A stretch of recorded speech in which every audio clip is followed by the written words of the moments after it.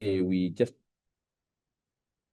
want to look at a very important aspect of journalism. We have always told stories about the bad stories.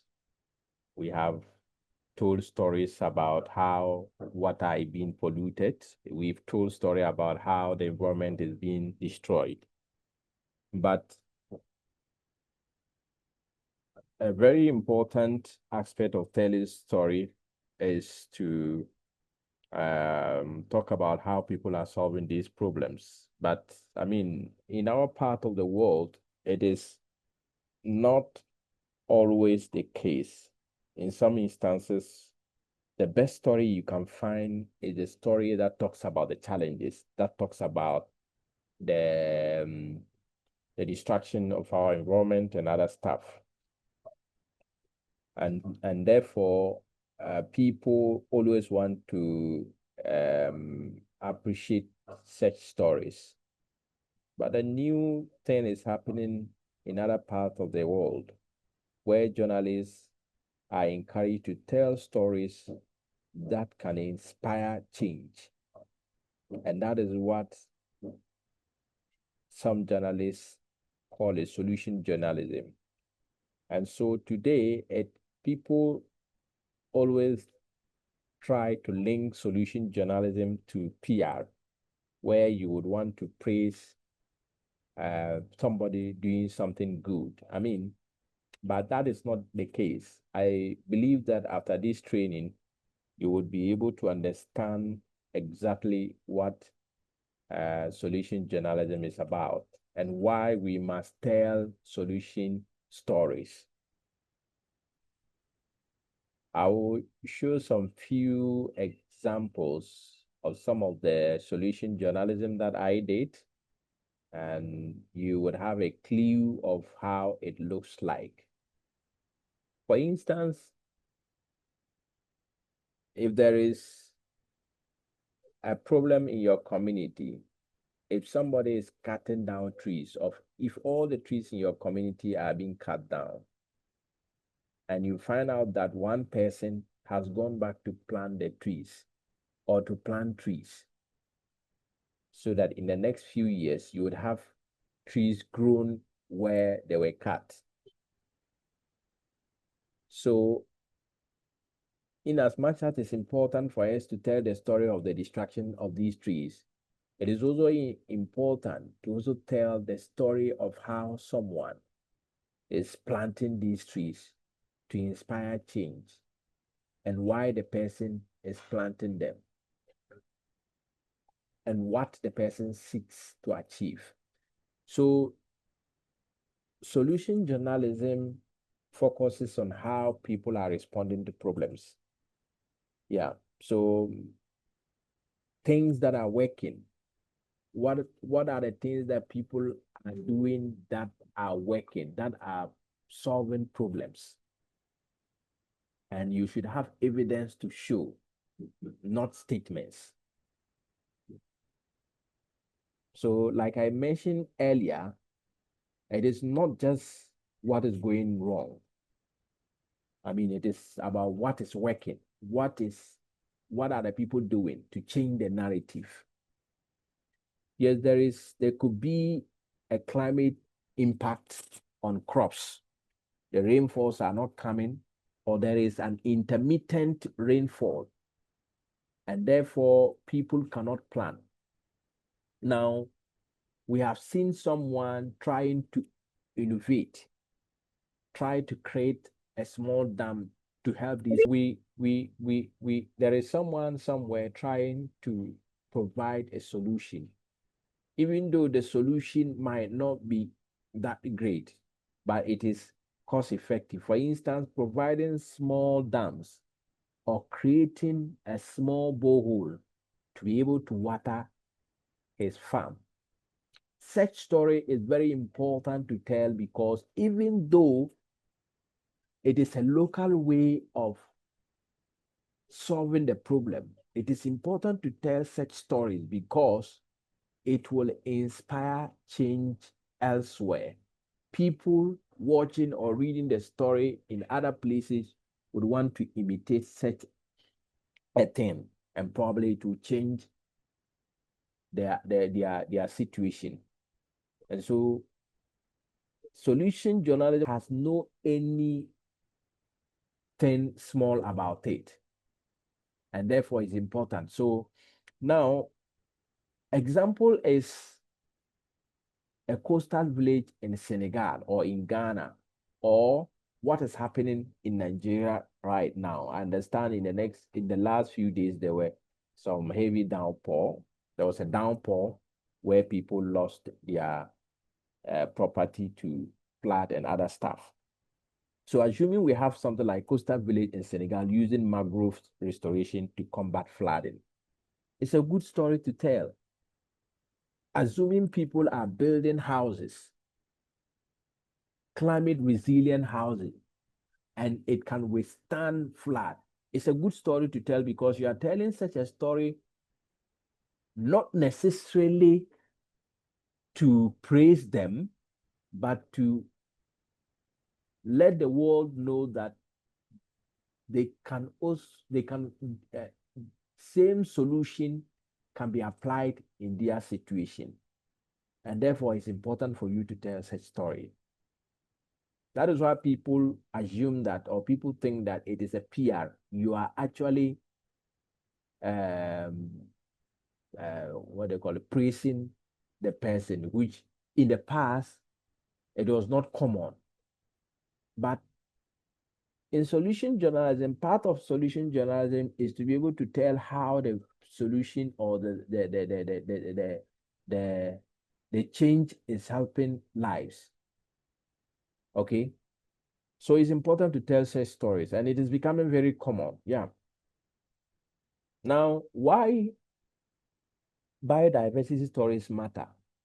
So biodiversity is an essential for ecosystem health. We've talked about this in previous training, and food security and climate resilience. So in West Africa, biodiversity supports millions of livelihoods and cultural heritage.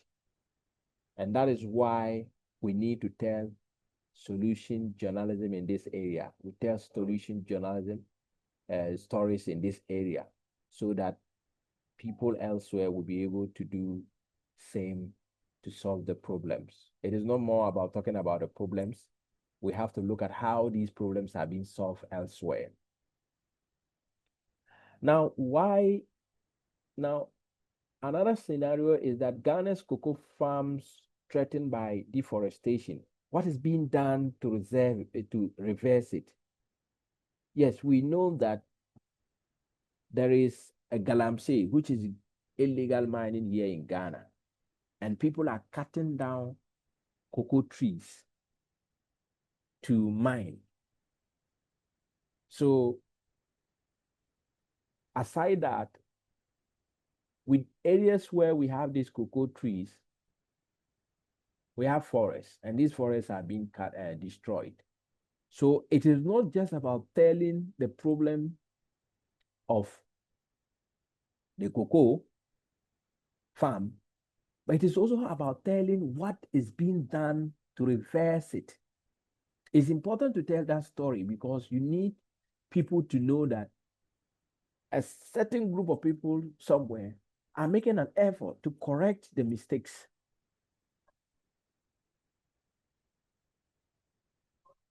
So you see the problem and you want to tell the story. Yeah, people want to see, yes, the land is being destroyed, but have you also looked at the other way around, how people are trying to reverse it? Because if you are to work on a story like that, you would find the limitation. And solution journalism must have some amount of limitation, and that is where you find it. So forests are being destroyed, somebody is doing something to reverse it, but there are limitations. The limitations are what? Are things that are beyond the one providing the intervention. And that is where you would talk about, and that really will let people know that yes, there is a problem, someone is trying to reverse it, but there are limitations.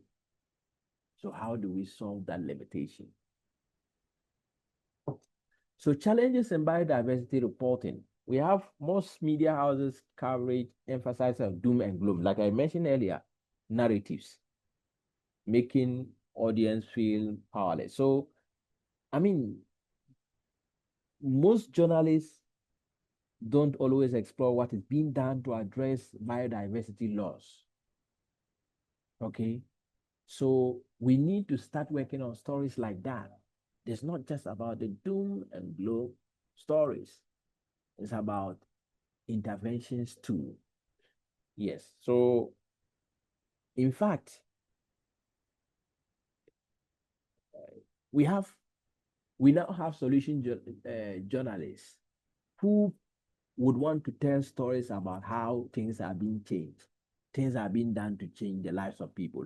And so, one aspect of this training that we have not done is to look at the locally led adaptation, how people are adapting to climate change. But once you understand this training, you'll be able to apply that knowledge to in doing such stories. So it's more like looking at what local people are doing to adapt to climate change. What are they doing? There is weather impact. We have rainfall intensities are increasing. We also have what they call it, temperatures are increasing. We have the volumes of rainfall, the frequencies are increasing. And so how are people adapting? So we have local system where local people used to adapt to these changing weather conditions. And so such stories need to be told so that people will know that you don't necessarily need a scientific research somewhere to be able to adapt to these changing weather patterns. There are people elsewhere who are actually doing it in the local way, and they are getting the results. So it's not all about the doom and gloom narratives. The promise of solution journalism, I'm going to be very brief. The promise of solution journalism. So by spotlighting effective responses, we engage audience, we inspire action. I've mentioned this earlier, and contribute to meaningful public dialogue and policy change.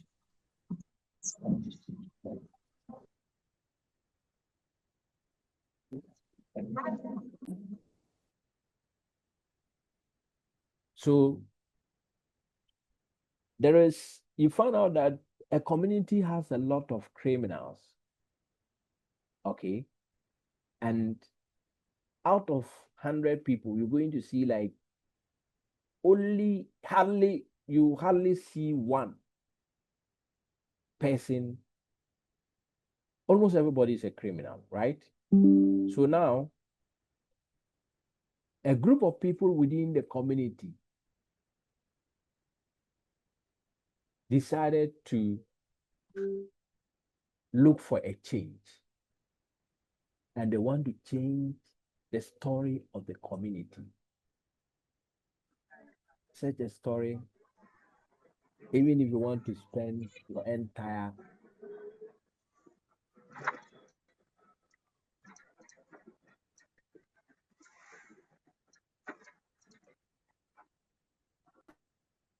if you want to, please, if you join, make sure you mute your, audio. If you want to spend your entire savings to work on that story, please do. Because it's a story that can send you anywhere in this world. Yeah. So change, you want to engage your audience, you want to contribute to meaningful public discussion or dialogue. Yeah.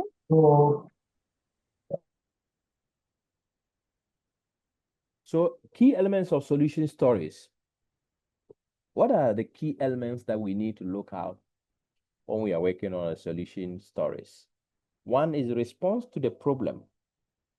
You need to be able to identify what kind of response people are providing to the problem. 2, evidence of the impact. Yes, there is a problem. What is the impact? What is the level of impact of that problem? You need an evidence. That is where you need data. And we've done something on data. So you would have to get the data and analyze the data and be able to convince your readers that this problem exists. Okay? So insight into how this response works. Okay? You've gotten the response. You've gotten the evidence of the impact of the problem. Now you have to look for the insight into how the response works. How does it solve the problem? How? How unique is that response? How sustainable is that response? How long will it take? Okay, sustainable. So now you look at the limitation of the solution. Like I mentioned earlier, I talked about the limitation of the solution. So these are the 4 things we need to look at. So you identify the response to the problem. There is a flood or there is a collapsed bridge in the community. So people cannot cross to the other side. And students cannot also cross to school because they have to cross the river to the other side so that they'll be able to go to school. They cannot. So the bridge is collapsed for the past, let's say for the past 6 months. Nothing has been done about it. Government is not doing anything about it. So somebody decided that, okay, I am coming to provide a simple solution to the people. So he decided to put a branch of a tree so that people can cross the river to the other side. It's a response, okay, to the problem. But how is it? What is the impact? Evidence of impact. How is it impacting the lives of the people? Students were not able to go to school. Now they can be able to go to school, yes, but the branch is not the best thing to use, but it is solving a problem. So children can now cross and go to school. 1. 2, those who couldn't cross to the other side can now do because they were cut off. So they cannot do anything. They cannot go to the market and all that. So now they can cross and go to the market. How is the response working? And now you talk about the limitations of the solution. And the limitation is what? The branch is not the best solution, or it's not the best thing to you, but it is solving a problem. So it means that it could create another problem in future. That is why you talk about the limitation of that solution that is being provided. I hope I'm making sense. So then next one is what makes this solution different? It is not an advocacy, like we mentioned. People say solution journalism is PR or good news. It is evidence-based.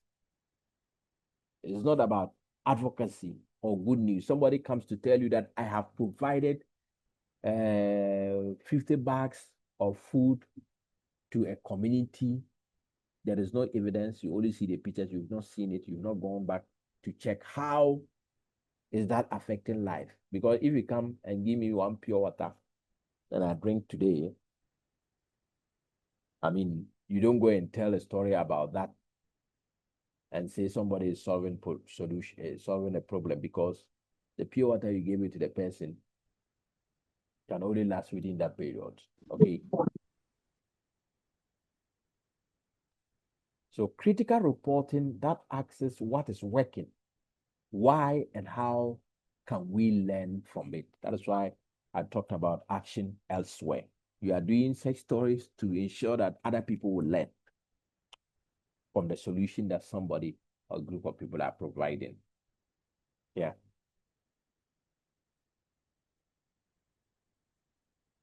So finding biodiversity stories, we have community-led conservation, like I said, locally led adaptation stories. I mentioned some examples. There are stories that are being intervention by governments, agencies, NGOs, and the rest. But don't go and do advocacy story. There should be evidence-based. This is an evidence-based story. You need data, you need to see what is happening, and you need to tell the story very well. So biodiversity-friendly business models. And then we have restoration and rewilding efforts. These are how finding biodiversity solutions. These are the places you can also find. There are a lot of them. It's just a few. And so questions to ask in your reporting. When you are doing a solution journalism stuff, these are some of the questions. There are a lot, but these are some of the questions. What is the specific problem being addressed? Who came up with the reason and why? What is the evidence of the success? What are the limits or the criticisms? I use the branch for example. The criticism is that it can break, or it can even wound someone. It can injure someone. And people will begin to criticize. Somebody who doesn't know the place, and he will complain that, why are they putting this thing there? This thing is no good. Very soon it was, but he's not aware that when that thing wasn't there, a problem was created. Somebody came to do that. And now it is solving, giving solution to the people to solve some of the problem. He's not aware, but he will criticize. So you have to look at those things. That's where you find the limitations. Now, can it be replicated elsewhere? Like I mentioned, I talked about inspired change, how people can copy it. That problem, can you implement it elsewhere? Yes or no? Now, sources of story ideas. I mentioned them earlier. I mentioned about NGOs, so I mean, government agencies and other stuff. So, I mean, this is just few of them, local NGOs, conservation. Some of you even work with NGOs, so you know what I'm talking about. Environmental researchers, ecologists, policy success stories, indigenous knowledge and practices. So you can get indigenous knowledge, but I always advise people to go and look at such stories. There are a lot of them, indigenous knowledge and practices. I did a story about how farmers in northern Ghana are moving away from maize cultivation to sorghum or millet. Now, what happened was that in the past, these farmers were into sorghum cultivation, and anybody who knows anything about sorghum will tell you that sorghum can withstand bad weather for a very long time. And so when they were cultivating sorghum, they didn't have problems. Now they moved to maize. And now any small intermittent rainfall, the maize will suffer.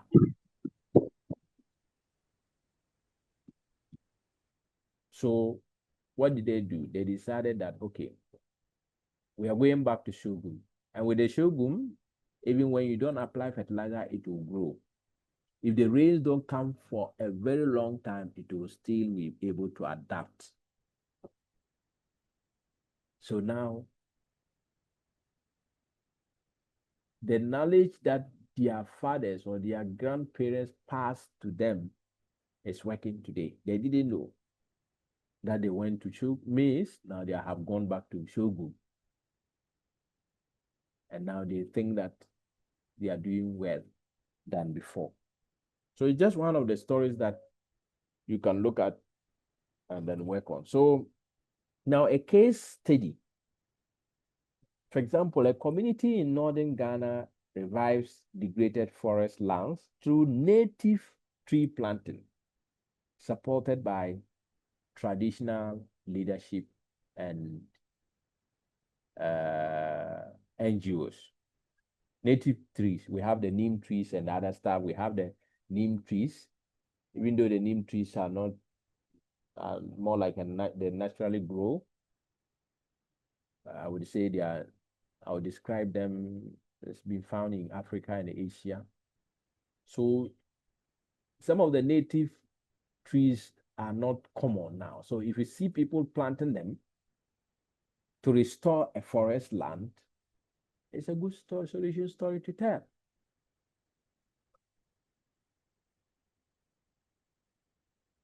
Now, structuring your story. Now, lead with a compelling data. You have to explain the problem and response. Add interviews, visuals if you are using TV, and on-ground reporting. That is why you need to go there, not somebody issuing a statement and you used to write a story.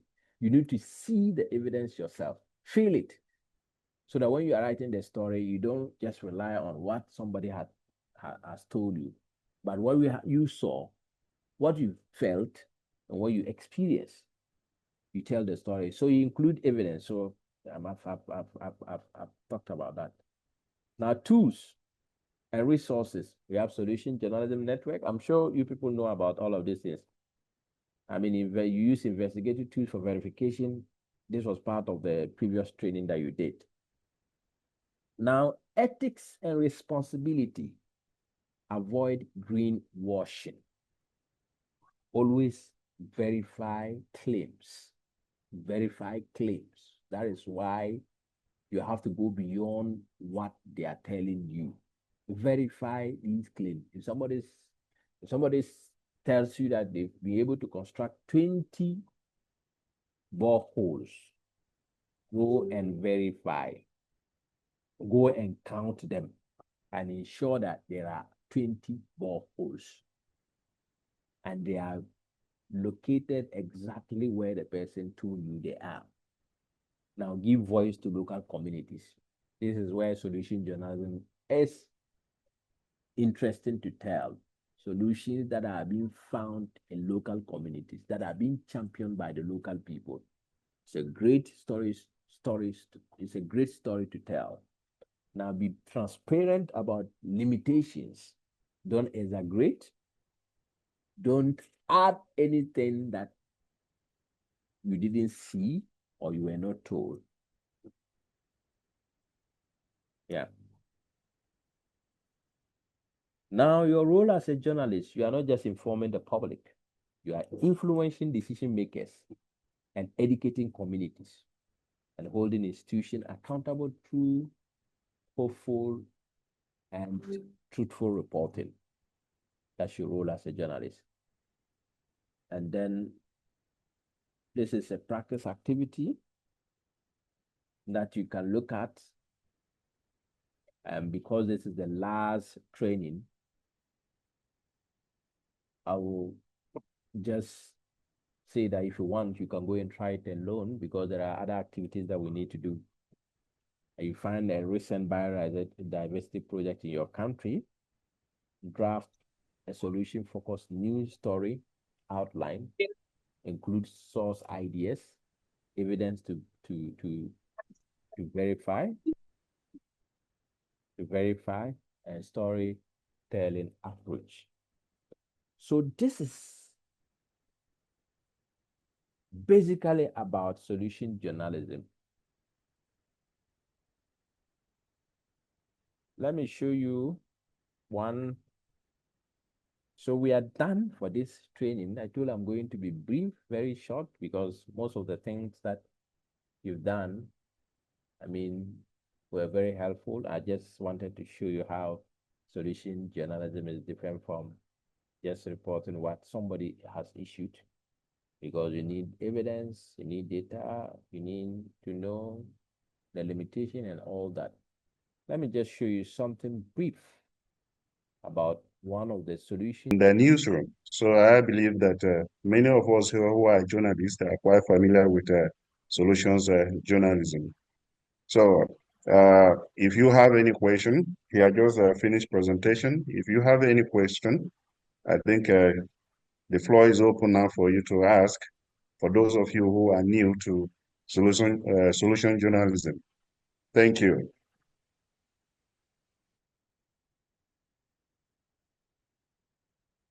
Esther is back.